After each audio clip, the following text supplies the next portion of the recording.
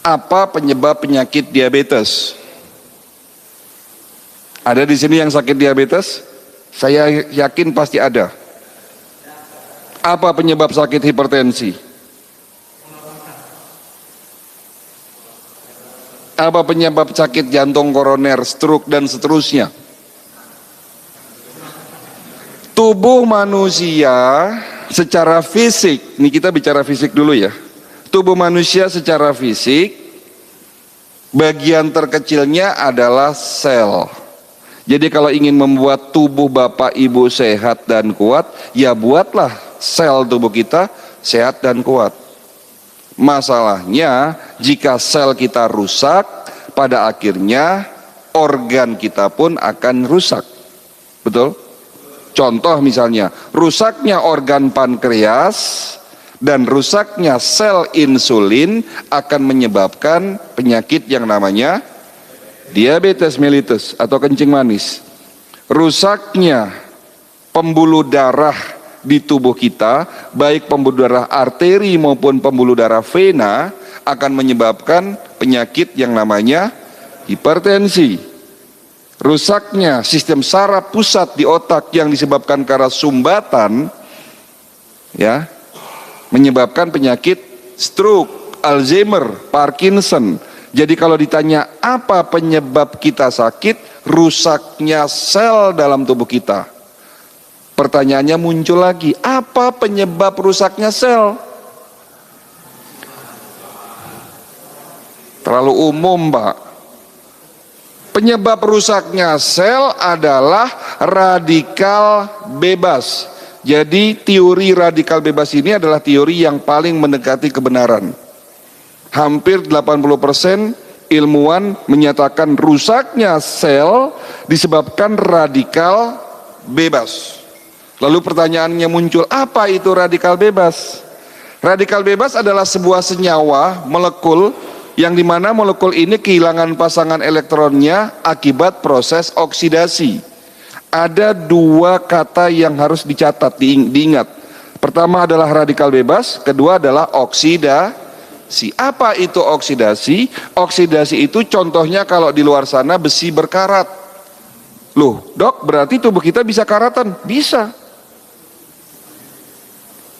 Oksidasi itu contohnya kalau apel dipotong dan tidak segera dimakan, dagingnya berubah warna menghitam. Oksidasi itu contohnya kalau di luar sana ibu ambil minyak goreng yang awalnya jernih tetapi setelah dipakai digoreng berkali-kali berubah warna menghitam. Oksidasi terjadi dalam tubuh kita.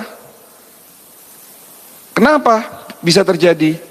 Karena stres, karena lingkungan, karena obat-obatan, dan karena gaya hidup. Makanan ini menjadi penyebab utama oksidasi. Apakah proses oksidasi bisa dihindari, dok? Tidak bisa. Saya, Bapak Ibu, sejak kecil sampai nanti mati tidak bisa menghindari proses oksidasi. Tetapi Allah Maha Baik. Adanya proses oksidasi, Allah menciptakan yang namanya antioksidan sebagai penawar, penetralisir terjadinya oksidasi agar tidak terbentuk yang namanya radikal bebas. Tolong ini dicatat, ini sedikit ilmiah ini, kayak orang kuliah ya, belajar ya. Jadi sekali lagi, karena oksidasi tidak bisa dihindari sehingga Allah menciptakan penawarnya namanya antioksidan. Antioksidan itu di mana? Ada dua, di dalam tubuh kita dan ada di sekitar kita. Di dalam tubuh kita, di setiap sel tubuh Bapak ada yang namanya antioksidan, glutathione dan superoksid dismutase. Nah, yang ini enggak usah diingat. Agak susah. Intinya diingat antioksidannya. Ya, antioksidan tersebut diproduksi di dalam tubuh Bapak secara otomatis jika terjadi oksidasi.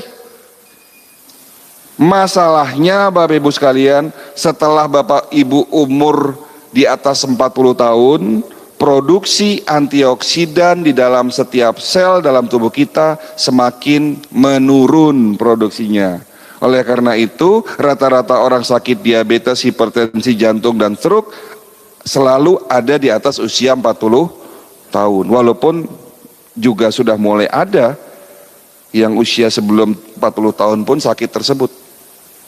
Tetapi kembali lagi, Allah Maha Baik. Bukan hanya menciptakan antioksidan internal dalam tubuh kita, tetapi Allah menciptakan antioksidan yang ada di sekitar kita. Ada di mana? Di mie instan? No. Di goreng-gorengan? Tidak, justru goreng-gorengan penyebab oksidasi berlebih. Tetapi ada di buah-buahan.